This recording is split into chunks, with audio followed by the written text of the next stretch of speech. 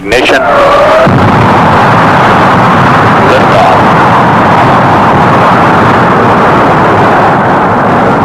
Liftoff. Lift flight clock start. 163908. This looks good. Flight. Roger, booster. Roger, clock start. Fuel pressure running a little high. Roger. Roger, stand. How's it looking, guidance? It's looking good, flight. Roger. Go Fido. Slightly low, no problem. Roger, Fido. How about you for staging? Tanks? Tanks are go for staging. Roger, Capcom. We're go for staging. Staging. Roger, staging. How's our thrust look, booster? That thrust is looking a little high, flight. Roger. Okay, stand by for final status check. Booster. Go. Retro. Go. Fido. Go. Guidance. Guidance, you go. Stand by one, flight. Surgeon. Go. Ecom. Go. GNC. Go. How do you stand, guidance? I go, flight. Roger, Capcom, we're go. Early shutdown. We have a Seco here, flight. Roger. Shut down. Flight Fido, we had cut off. Stand by. Roger, Fido. Standing by for heavy ice. Right, heavy ice counting over 300 feet per second. 72.95. 72 is 2. Flight Fido, we're no-go. Roger, Capcom, we're no-go. Way low. Capcom, we're no-go. Roger, you are no-go. No-go. Retro, you got a time here? Roger, flight, area Charlie at 9+20. Fall angle on the retro, 7 degrees. Recovery for Roger, flight. 7 on the retro. flight. Roger, we had a degree attitude. 4 here. We're and going have the eastern side. for area Roger. Charlie. We'll be retrofiring at 9+20. Roger, flight. Can you give me some weather and access times in that area, please? No swells, and your call sign Rescue 1, the destroyer, is the low. 5, 4, 3, 2, 1, retro fire. Roger, fire 1. Rocket 2.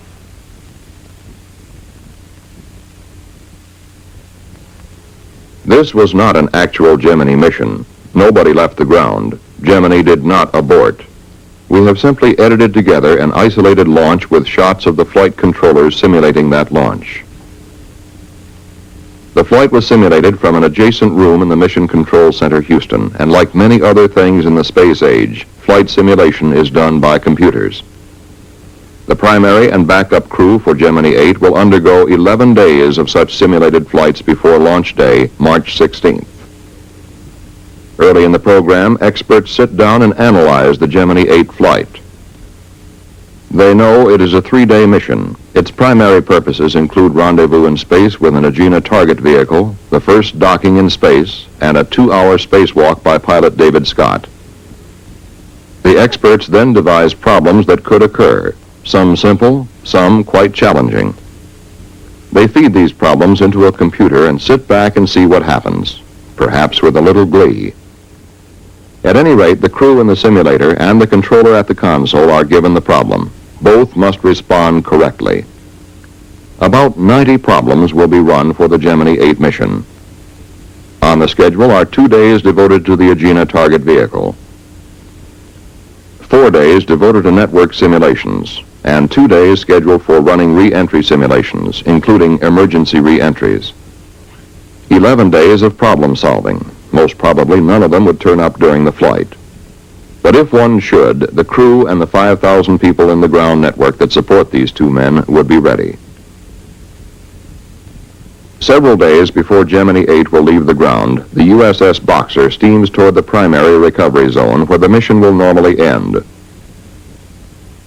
It begins training its complement of officers and men in recovery operations. Instead of launching amphibious strike missions, the Boxer now launches helicopters for search and retrieval of astronauts. On board is the commander of the Western Atlantic Recovery Forces, known as Task Force 140.3. 2 ships, 6 helicopters, and 6 aircraft are assigned to this task force. All 5 manned Gemini flights to date have been recovered as planned in the primary zone. Still, 10 more ships, 54 aircraft, and 5,000 additional men will be deployed at different stations around the world for recovery. There are 9 other planned landing areas lying within the 3 major zones of the Eastern Atlantic, the Mid-Pacific, and the Western Pacific. In the Western Pacific, the USS Leonard F. Mason, a destroyer, begins exercises on the retrieval of a boilerplate model of the Gemini spacecraft. The Mason will cover 3 landing areas within Zone 3. It will be backed up by aircraft from Okinawa and Japan. The chief difference between the primary area where the Boxer is stationed and a secondary area such as this is the comprehensiveness of coverage, the number of aircraft, ships, and recovery specialists on station. In addition, a special launch abort area covers the landmass and immediate offshore areas at Cape Kennedy. Recovery teams go out before the astronauts enter the spacecraft in case of an ejected abort from the launch pad or shortly after liftoff. There could be more extreme contingencies. The emergency might be such that a spacecraft could not land in a planned landing area. In a dire emergency, the command pilot might have to fire the retro rockets and come right down.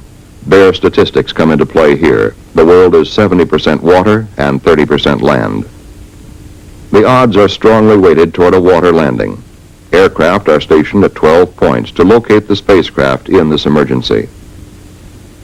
Any commercial shipping in the area might then be called for assistance to pick up the astronauts. Freighters, oilers, tankers, any ship with heavy hoist equipment could also take the spacecraft aboard. If the crew comes down over land, they would use the ejection seats, leave the spacecraft, and land by parachute. Astronauts have not only a complete survival kit to sustain them, but they are trained to live off the land, even desert and jungle. Whether Gemini comes down over water or land, recovery is planned and coordinated by a NASA team of specialists. They set up the requirements for a mission and work closely with the Department of Defense. DoD then commits the necessary ships and aircraft to do the job. The DoD manager for manned spacecraft support directs worldwide recovery forces. He is in contact with 2 main elements under his command, the Atlantic Recovery Control Center, Cape Kennedy, and the Pacific Recovery Control Center, Hawaii. The red telephone puts him into direct contact with the highest levels of the Department of Defense for further assistance. But all of this, the red telephone and the contingency aircraft off Pago Pago Island, South Pacific, seems remote on the 16th of March. The crew is entering their spacecraft for what has every sign of being a normal flight. At the same time, on Launch Complex 14, the Atlas Agena count is only 25 minutes from liftoff. The Gemini mission is largely based on a successful orbit of the target vehicle. The Agena count has no holds. Right on the nose at 10 o'clock Eastern Standard Time, the Atlas launch vehicle ignites.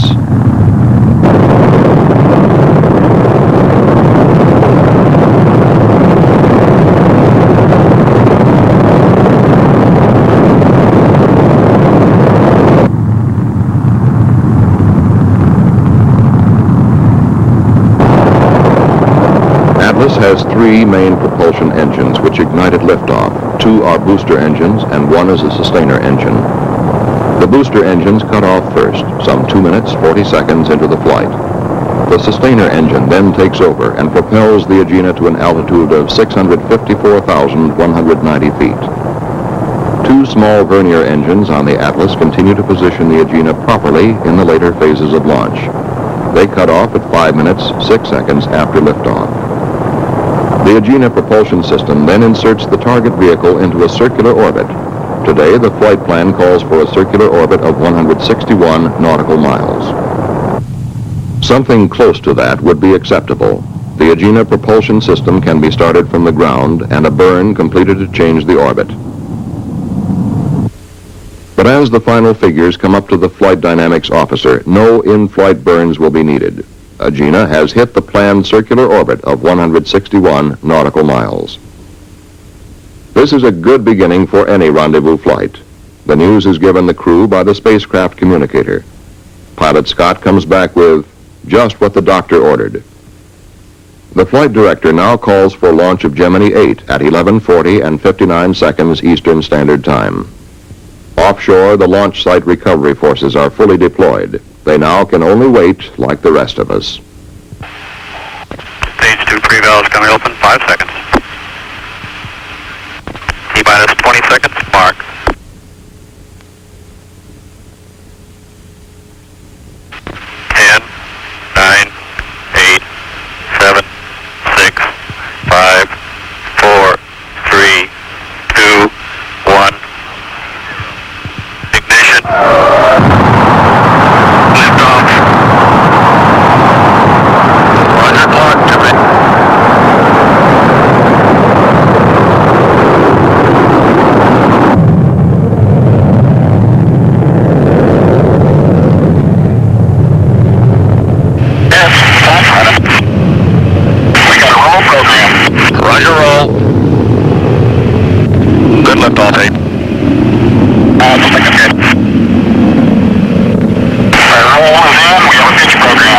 Roger, pitch program.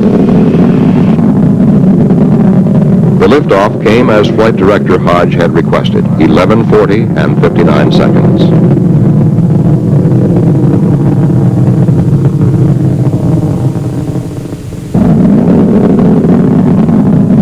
Gemini 8 goes into the clouds high above Cape Kennedy. As the spacecraft comes out of the clouds, an aerial chase plane picks it up for a close look at what it's like to ride as a spacecraft crew on top of a booster. Mark, 50 seconds. You're looking good, 8. After 50 seconds, the crew releases the restraints which are required for seat ejection. Gemini 8 was inserted into an orbit of 86 nautical miles by 146 nautical miles, very close to the planned values of 86 by 145 nautical miles. Roger, we have staging ignition. Roger, staging. And we saw the falling fireball there. The launch site abort is the first contingency that is passed successfully. A carefully trained team has been released and returns to other duties. With 2 good orbits, target vehicle and spacecraft, Gemini 8 had a head start on rendezvous and docking. The maneuvers for rendezvous would be essentially the same as those performed by Gemini 6. So fast does the space program accelerate that rendezvous was the primary objective of Gemini 6 in December. But 3 months later, it is March and rendezvous almost seems routine. Everyone is focused more on docking, everyone except those who fly the mission. Then you take things step by step. This is Gemini Control Houston. About 2 minutes ago, Neil Armstrong called in over Tananarive, and he was able to confirm at that time that radar lock had been established. Roger, do you have solid radar lock on with the Agena? Over. That's affirmative. We have solid radar lock. Just a second, I'll give you our current range. Roger, thank you. Sounds good. We're indicating 158 miles range and elevation of about 4 degrees. After radar lock-on, the crew will circularize their orbit inside that of the target vehicle. Meantime, the ground does not sit still, idly waiting for something to happen. Recovery forces are constantly shifting in response to the orbit of the spacecraft, changing station according to a detailed recovery plan. The USS Cochrane, a destroyer in the mid-Pacific, takes position for a 4-4 recovery, that is, recovery in the 4th revolution in Zone 4. Zone 3 will be the planned landing zone for the next 3 revolutions, for 5, 6, and 7. After that, Gemini 8 will not be over a planned landing area again until the 10th revolution. Then it passes over the eastern Atlantic zone. If an emergency occurs in the 8th or 9th revolution, the spacecraft will land in a contingency area. Recovery is supported there by aircraft and available commercial shipping. But right now, much of this seems academic. The crew has other business. Okay, we've got a visual on the Agena at 76 miles. Roger, I understand. Visual, Agena, 76 miles. Hello, Houston. This is Gemini 8. We're station keeping on the Agena at about 150 feet. Way to go, partner. You done it, boy. You done a good job. Do the thing. Boy, look at that sucker. That's beautiful. See the dipole? Do I ever? I see everything with that color. Man, that's great. Man, that is really slick.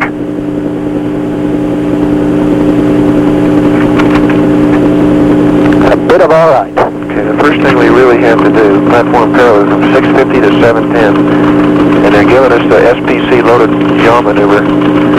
It looks like that nominal time. So they're going to give you that time. And I'll check your old status display for you. I'll bet those Lockheed guys are just jumping up and down. The S10 is on. Yeah. Okay. We are looking at the left or command pilot's window as the station keeping exercise with Agena begins. Gemini 8 had no difficulty in maneuvering in the vicinity of the Agena. The onboard film, as in past flights, was at 6 frames per second and is being projected at 4 times that speed. After station keeping for 35 minutes, Command Pilot Armstrong begins to move in closer to Agena, preparing his final docking approach. Both vehicles are traveling at approximately 17,500 miles per hour. We are looking at the target docking adapter end of the Agena. The command pilot makes a docking approach by applying very small thrust increases to Gemini 8. The maximum velocity difference between the two vehicles at docking will be about 1 foot per second. When the command pilot is about 2 feet from the Agena, he will pause until he gets a go from the Rosenaught Victor. The double check has been completed. Okay, Gemini 8, we have TM solid. You're looking good on the ground. Go ahead and dock. I think we're going to hold off on this SPC thing until he does get docked. Okay, go ahead with your memory compare. Roger. Let us know what you get out of that.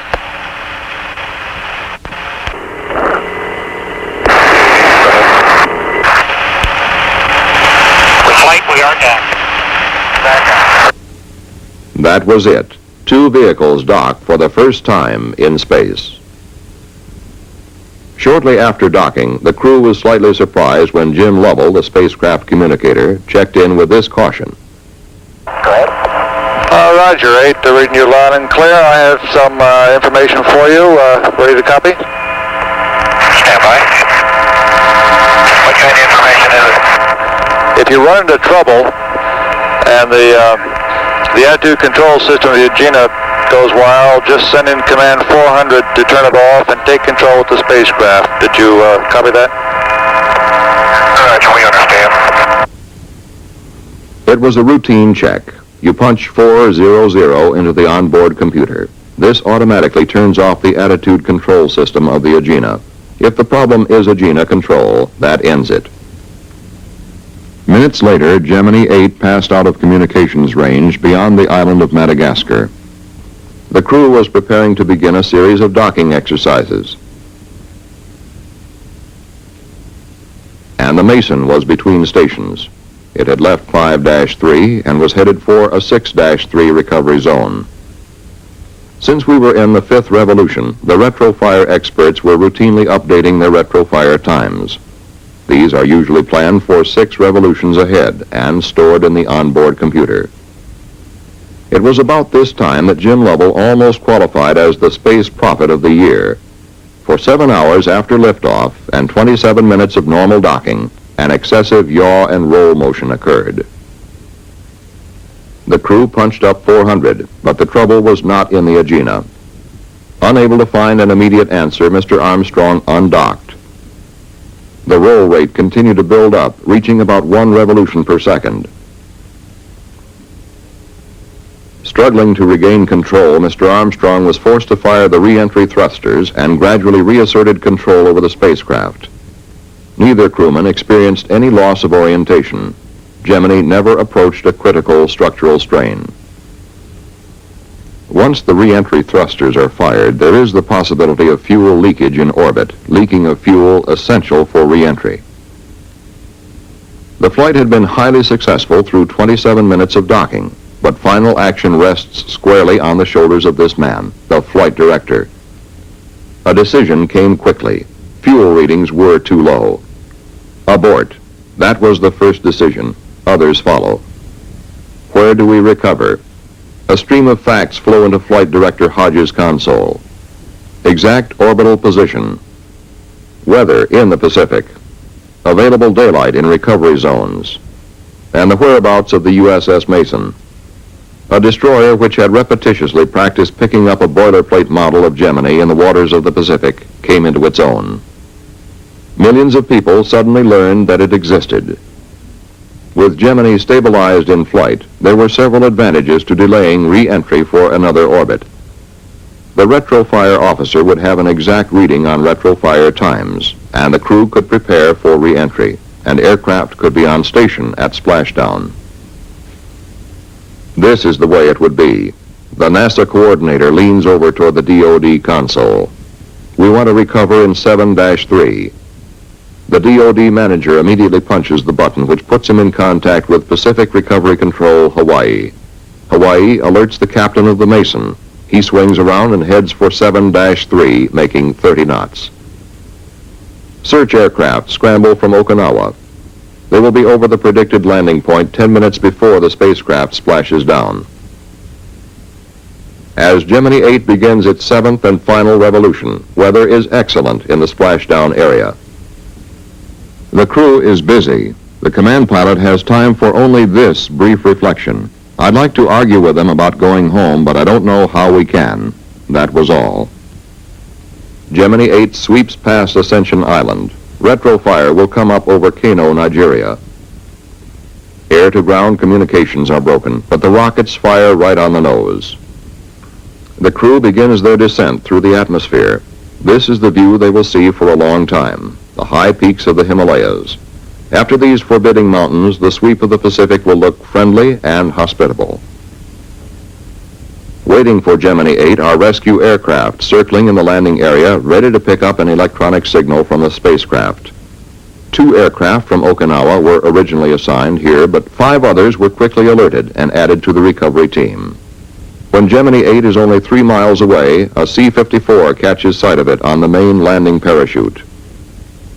After that, landing is almost routine, and Gemini 8 landed within 2 miles of the predicted impact point.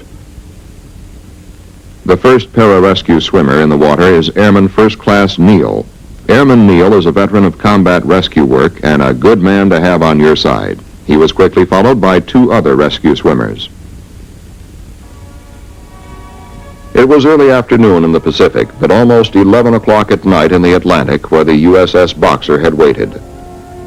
The Mason, 3 hours away at splashdown, reached the area at 3:17 p.m. local time.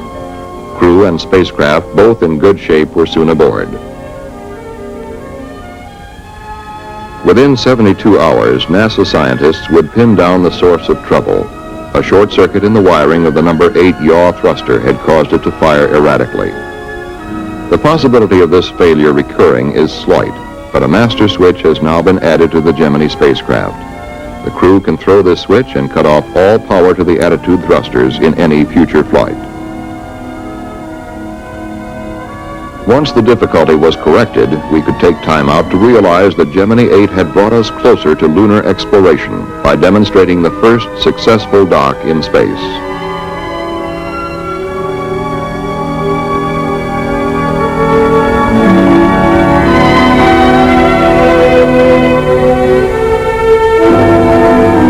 Gemini 8 also gave many of us our first look at men like the 3 young rescue swimmers, Airman Neal and Moore and Staff Sergeant Hewitt, as well as the captain and crew of the Mason. Men who are there in every flight, on remote stations, doing their duty and doing it well. It was these men who sighted Gemini 8 on the parachute and took the crew and spacecraft safely aboard the Mason. At that point, we knew that the long months of training and the many simulations and the close interplay between NASA and the Department of Defense were sound. The mission is ended. The control room is empty, but it will soon fill up again as simulations begin for the next flight. We had achieved our first docking in space. We experienced our first orbital abort. In both cases, Gemini 8 came through with flying colors.